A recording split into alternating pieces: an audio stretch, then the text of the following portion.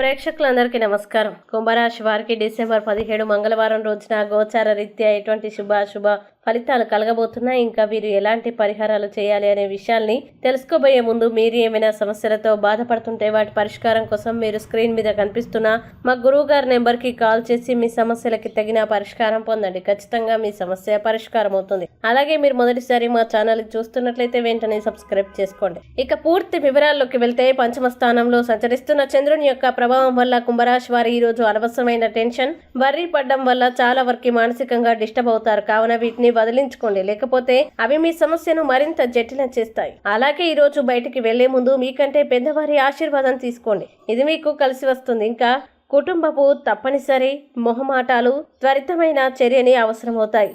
ఇలాంటప్పుడు అలసట చూపితే తర్వాత భారీ మూల్యం చెల్లించాల్సి వస్తుంది.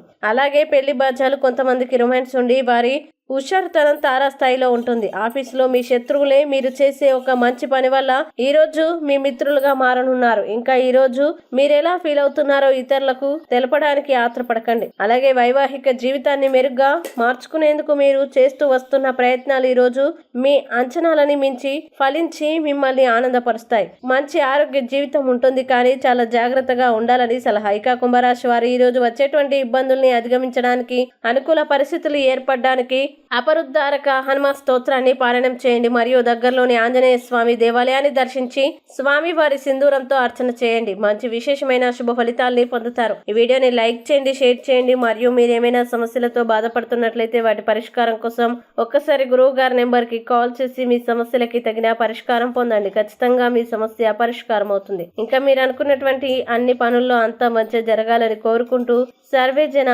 సుఖినో భవంతు.